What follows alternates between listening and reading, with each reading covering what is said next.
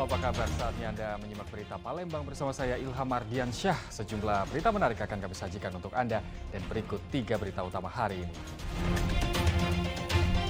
Polisi gelar rekonstruksi kasus pembunuhan terhadap mahasiswa Universitas Indo Global Mandiri IGM yang tubuhnya dibakar. Motif tersangka membunuh korban terkuak. Jembatan Ampera akan ditutup selama 4 jam pada malam pergantian tahun. Sederet kasus penyelundupan, pencabulan hingga perundungan sepanjang tahun 2022 akan kami hadirkan dalam catatan akhir tahun Palembang.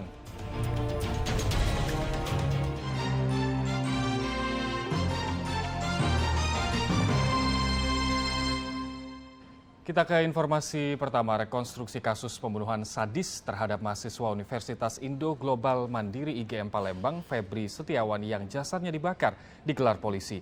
Dalam rekonstruksi terungkap, tersangka membunuh korban karena ingin menguasai harta korban.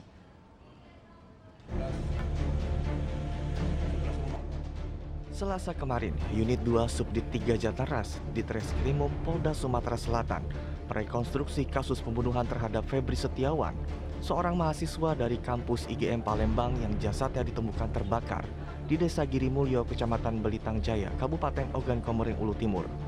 Dalam rekonstruksi yang berlangsung selama 1 jam 30 menit, setidaknya ada 25 reka adegan yang diperankan langsung oleh tersangka Haidar. Nantinya hasil rekonstruksi ini untuk melengkapi berkas perkara di persidangan. Perkara ini dilimpahkan ke Polda untuk proses karena memang ada tempat dari awal kejadian berawal dari Palembang. Terus berapa adegan rekon sebenarnya? Ada sekitar 25 adegan. Oke. Dalam adegan rekon ini nanti keserahkan ke JPU atau? Iya, ini nanti untuk melengkapi berkas perkara, jadi rekonstruksi dilakukan untuk membuat terang seperti kejadian sebenarnya itu. Dalam adegan ini terungkap, sebelum tersangka menghabisi nyawa korban, mereka sempat cekcok dan terlibat perkelahian di jembatan Tanjung Senai, Kabupaten Ogan Ilir. Tersangka yang membawa pisau kemudian menusuk korban di bagian bahu kiri dan perut. Korban pun terjatuh dan akhirnya tewas.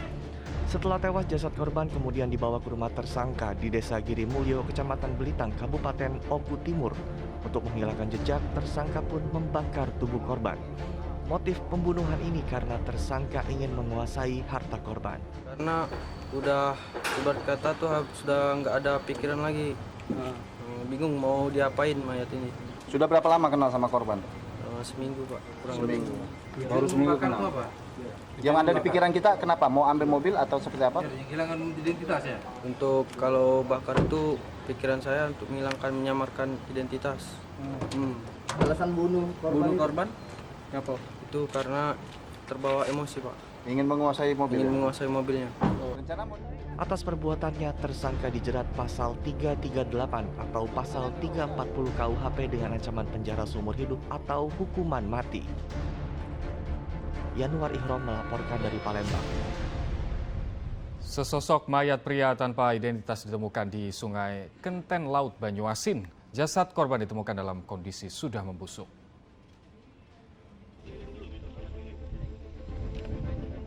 Pada pukul 10 pagi, nelayan yang sedang melintas di Sungai Sedapat Kenten Laut, Kecamatan Talang Kelapa, Kabupaten Banyuasin, menemukan sesosok mayat pria tanpa identitas.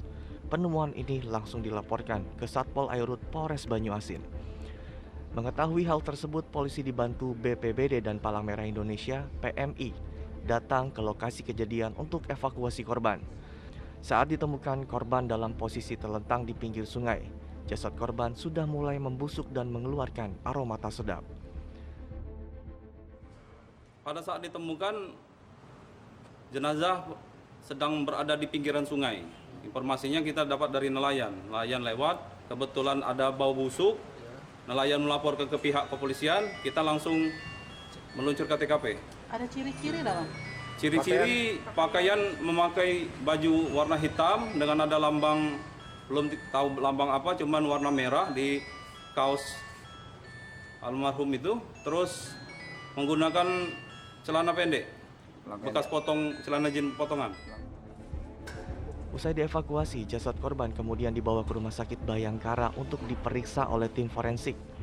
Ibtu Imam menambahkan, Bagi masyarakat yang merasa kehilangan keluarga dengan ciri-ciri baju hitam dan celana jeans biru, mereka dapat menghubungi atau datang langsung ke Rumah Sakit Bayangkara Muhammad Hasan, Palembang. Yanwar Ihram melaporkan dari Kabupaten Banyuasin. Stok BBM bersubsidi langka di Kabupaten Pali. Akibatnya warga pun harus rela antri berjam-jam demi mendapatkan BBM bersubsidi. Kondisi ini sudah dirasakan warga sejak 2 bulan terakhir. Antrean panjang kendaraan baik mobil maupun sepeda motor terlihat di salah satu SPBU di Kecamatan Talang Ubi, Kabupaten Pali. Mereka harus menunggu berjam-jam demi mendapatkan BBM bersubsidi.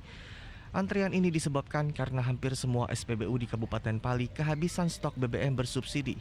Kelangkaan ini tentunya dikeluhkan warga, sebab mereka harus merasakan kondisi seperti ini hampir setiap hari.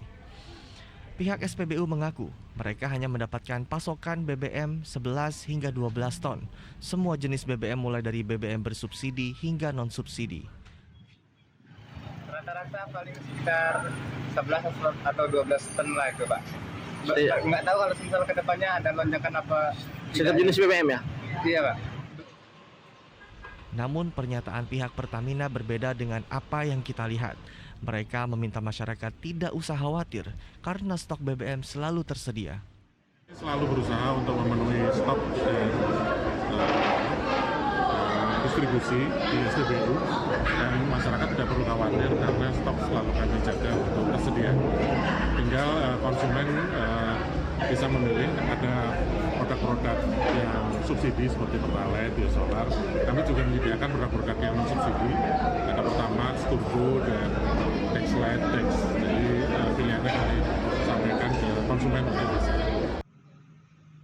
Sejak 2 bulan terakhir, warga Kabupaten Pali merasakan sulitnya mendapatkan BBM bersubsidi.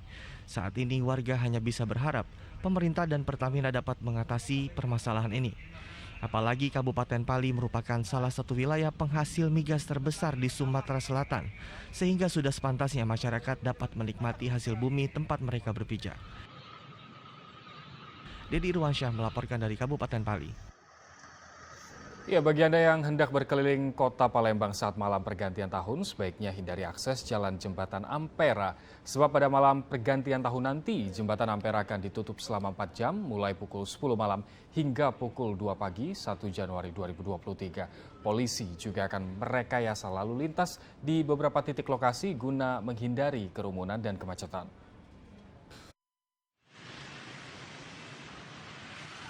Pada malam pergantian tahun nanti, akses jalan Jembatan Ampera di kota Palembang akan ditutup selama 4 jam, mulai pukul 10 malam hingga pukul 2 pagi 1 Januari 2023. Tidak hanya untuk kendaraan, penutupan jalan juga diberlakukan kepada warga untuk mencegah terjadinya kerumunan di atas jembatan. Selain itu, polisi juga akan memberlakukan rekayasa lalu lintas untuk meminimalisir kepadatan kendaraan. Kendaraan yang hendak menuju Jalan Jenderal Sudirman akan dialihkan ke depan Pasar Cinde menuju Jalan Kolonel Atmo. Paling utama adalah tempat dimungkinkan masyarakat berkumpul di situ untuk menikmati malam tahun baru ya. Ada di Bundaran Air Mancur, kemudian di BKB, Kambang Iwak, dan juga di Cakaparing. Bang, nantinya Jembatan Ampera ditutup untuk kendaraan bermotor ya, Bang? Nah, kemudian untuk penutupan jalan, paling utama adalah di Ampera. Ya, Jembatan Ampera kita tidak manfaatkan untuk lalu lintas, baik kendaraan maupun orang. Jadi semuanya kita fokuskan di Bundaran Air Mancur. Nah, kemudian ada beberapa pengalihan arus. Yang utama adalah yang di Cinde, Bundaran Cinde itu, kita akan alihkan harus itu ke Kolonel Atmo. Nah, kemudian untuk di Cinde sendiri kita laksanakan buka tutup. Nantinya masyarakat Palembang dapat merayakan pergantian tahun di 4 titik lokasi yang sudah ditentukan, seperti di kawasan Bundaran Air Mancur, Benteng Kuto Besak, Kambang Iwak, dan Bundaran Cakabaring. Meski begitu, warga pun diimbau wajib mematuhi protokol kesehatan karena kota Palembang masih berada di level 1 COVID-19. Dedi Irwansyah melaporkan dari kota Palembang. Merasa lahannya belum mendapatkan ganti rugi, seorang warga nekat menghentikan aktivitas pengejaran waduk 3 di Haji Desa Sukabumi, Kabupaten Ogan Komering Ulu Selatan. Dirinya tidak terima lahan miliknya telah dikeruk tanpa ada persetujuan. Atas kejadian ini, aktivitas pengerjaan waduk 3 haji dihentikan sementara. Salah seorang warga bernama Asnawi yang mengklaim dirinya sebagai pemilik tanah menghentikan pembangunan jalan menuju waduk 3 di Haji, Desa Sukabumi, Ogan Komering Ulu Selatan. Tindakan yang ia lakukan lantaran tanah miliknya belum dibebaskan atau belum ada kesepakatan ganti rugi antara Asnawi dan pemerintah. Asnawi pun meminta kepada pihak kontraktor untuk menghentikan aktivitas apapun di atas lahan tersebut. Lahan Asnawi ini luasnya lebih dari 11.000 meter persegi. Namun hampir setengahnya telah dikeruk untuk membuat box culvert atau gorong-gorong. Nah inilah kejadian lah dibongkar lebih seperempatnya, ya. Nah, jadi belum ada bahwa pihak balai, pihak PT sini ada permasalahan nak mana apa nak diganti rugi, apa nak mana belum ada. Nah, maka kini tanah tersebut yang dibangun ini kita stop sesuai dengan surat yang kuajukan dengan PT NK. Atas kejadian ini pihak kontraktor tak bisa berbuat banyak. Mereka terpaksa menghentikan sementara proyek pengerjaan waduk 3 di Haji. Mereka akan menyerahkan sepenuhnya permasalahan ini kepada Kementerian PUPR sebagai penanggung jawab proyek. Nah, memang saat ini pekerjaan terhenti ya, karena terkendala masalah lahan yang belum bebas. Jadi kan sempat warga datang dan menyatakan bahwasannya ini belum bebas, ya mau tidak mau ya kami hentikan sementara, dan masalah ini sudah kami tindak lanjut untuk kembalikan ke pihak berwenang, dalam hal ini ya PU Perencanaan dan Pertanahan lah dalam hal ini. Itu masih tahap pengerjaan apa itu, Pak? Ini untuk pekerjaan box culvert yang melintas di area jalan tersebut. Pembangunan waduk 3 di Haji bertujuan untuk menjaga stabilitas air daerah irigasi Komering di saat musim kemarau karena selama ini hanya mengandalkan sungai.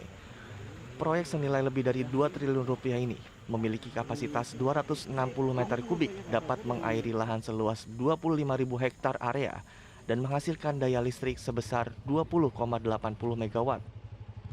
Dedi Irwansyah melaporkan dari Kabupaten Ogan Komering Ulu Selatan. Imigrasi kelas 1 TPI Palembang menawarkan second home visa atau visa rumah kedua bagi warga negara asing. Kebijakan tersebut bertujuan untuk menarik investor asing agar bisa tinggal di Indonesia.